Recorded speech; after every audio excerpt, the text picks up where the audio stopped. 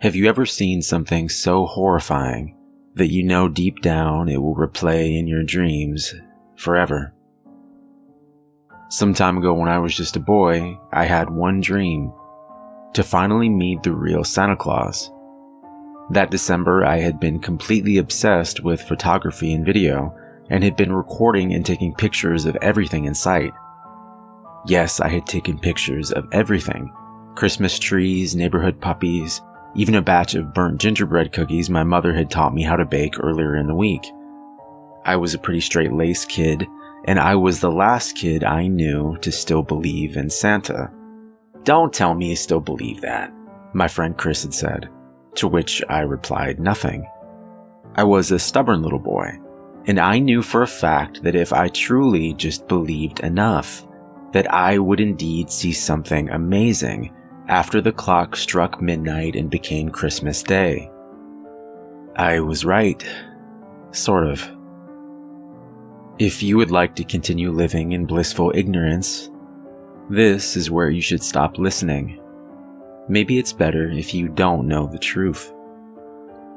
As I said, carrying around a camera was my thing, Ron Howard style.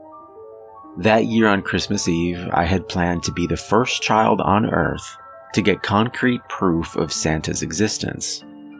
In my young mind, I had seen newspapers and news channels around the globe showing my evidence. They would interview me, the little boy who had proven everyone wrong, and maybe then people would finally start to believe. That evening, my mother and father took turns tucking me into bed before shutting off the lights and heading back to their room. They had no idea what I had planned. After hearing their door close gently with a click, I headed downstairs to scout the living room. Where could I place the camera to give me the absolute best chance to get him on video? As the hours passed uneventfully, I moved the camera around to record various locations: the fireplace, the outside window, the kitchen where I had placed the poorly made gingerbread cookies. Don't judge me, I had tried my best. Time continued to pass, and it wasn't until I first heard the clock strike midnight that something unexpected happened. I heard the basement door open slowly. That was odd. I thought Santa was supposed to come from the chimney. Part of me wanted to rush over and greet him, but I found another larger part of myself telling me to hide and wait to see what happened next. I chose my parents' new couch in the corner of the room as my hiding spot, running behind and peeking ever so slightly around its corner and towards the Christmas tree. Nothing happened for a few moments, and I was beginning to wonder if I had imagined the sound of the basement door creaking open altogether.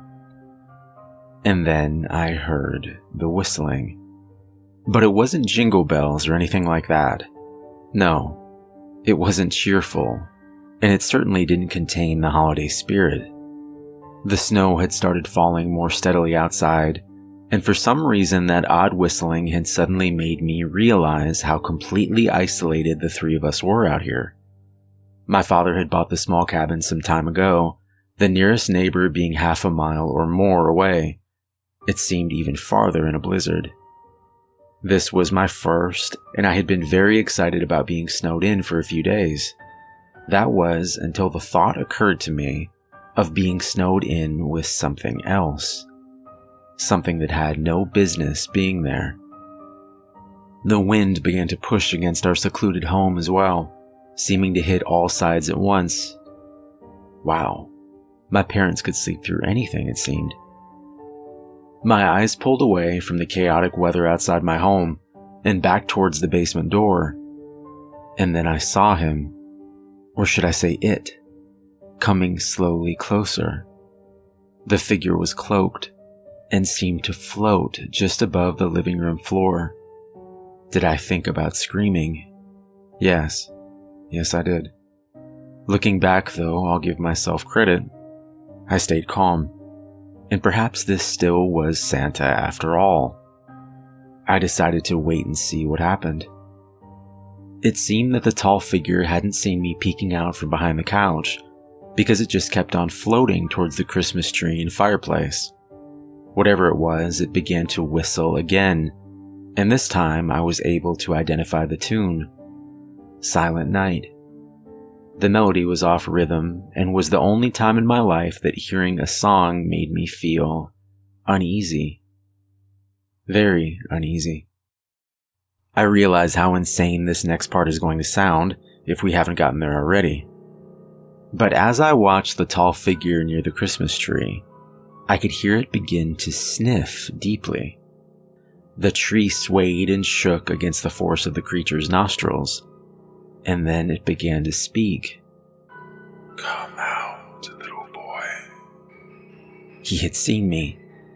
There would be no hiding anymore. Taking a deep breath, I summoned the courage to stand. "Come closer." I took a small step. "Closer." The snake-like voice continued. I heeded its words, walking forward until the tall figure stood directly in front of me.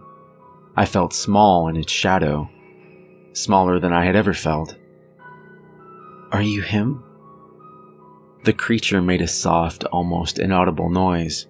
Perhaps it was laughter, and then pulled the cloak away to reveal itself. I fainted.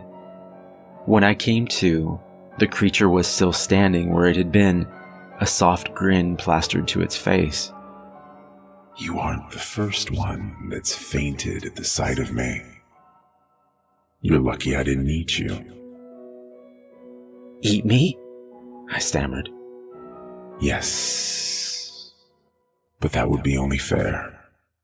It's very offensive to faint at the sight of someone you know."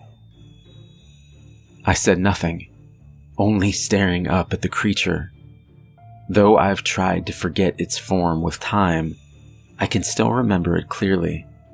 It was thin, terribly thin, and its face was beyond imagining. Though its teeth were clearly visible, I could see no eyes, and what looked like thorns protruded from the crest of its head. Branches extended from the thing's body in all directions, and it dragged what looked like a sack behind it. To answer your question, no, I'm not Santa Claus. The creature knelt down near me, and I could feel its icy breath push against my eyes and face. But I know him. "You do?" The creature nodded. Of course. He's my brother. The news that this terrifying monster was the brother of Santa took a long time for my childhood brain to process, at the end of which I was probably even more confused than before. "How?" The creature paused. Well, normally I don't share such things, but I admire your courage.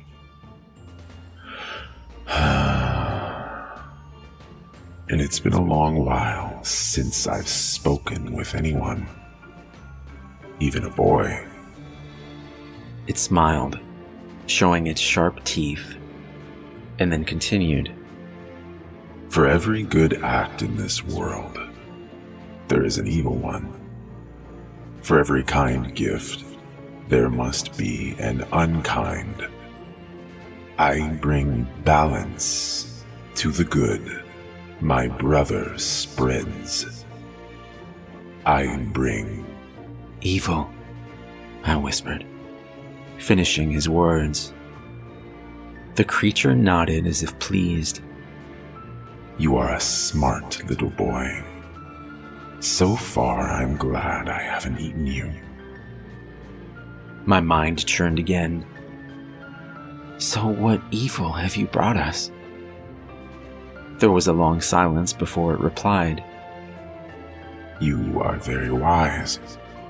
Are you sure you want to know? I nodded, and it smiled back. Very well. Though my gifts will not take effect on this day, their influence will be felt through the next year and beyond. It pulled out the sack that followed closely behind and set it on the floor before me. There was only one gift inside, which upon a closer look had both my mother and father's names written neatly on a dark card that sat on top of the box. Open if you dare, it whispered. As I knelt down next to the presents, the room seemed to grow colder, the wind swirling violently now just outside the foggy glass. The lights flickered on and off as I began to unwrap the small box. I laid the wrapping paper down neatly, piece by piece, on top of the tree's red and white Christmas skirt. Looking up at the creature, I said 2 words. I'm afraid. Its long, thin arm reached out towards me then, finally settling on my closest shoulder. Though I still could not see the creature's eyes, it seemed to gaze at me nonetheless. It seemed to be thinking as it cocked its head from one side to the other. Look upon my face, little child. I have been deformed and misshapen by the evils that are mine to bear. I cannot change my form any more than you can change the fate of your family. All I can do is bear it. Though still afraid, I was suddenly overcome with a great sympathy for the creature. I'm sorry. It seemed taken aback for a moment, before replying. Don't be fooled, little child. I am not fully innocent. The box before me broke open then, revealing a blinding shine of dark purple, the color of a vibrant spring's first bloom. It bathed the room in its deep shades, as the box pulsated in front of my eyes. I couldn't help it. I looked deep into the calling purple, into worlds unseen. I saw the creatures of my nightmares, monstrous, malevolent beings, some as tall as the sky above. But worst of all, I saw my parents. It was a rainy winter day as my father drove home from work, his briefcase on the passenger seat, and a worried look in his eyes as he squinted through the windshield. The rain came down in sheets. No, Dad. He couldn't see the large semi that had gently pulled beside him. It drifted closer into his lane. And then, "Stop, I don't want to see." But it was too late. The truck overtaking my father and pushing his car into the bridge's guardrail. I wish I could say he didn't suffer. A violent wave of purple as my eyes were taken elsewhere. A hospital. No, please. It was my mother, receiving the cancer diagnosis and lying alone in the hospital bed. She stared out into the darkness. I can't take this, I told the creature. And maybe I imagined it, but to this day I think it gave a small look of pity.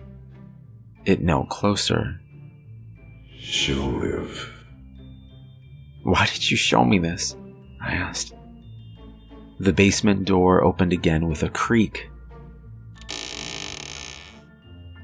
and the creature fell backwards to the floor, striking its head and letting out a sigh.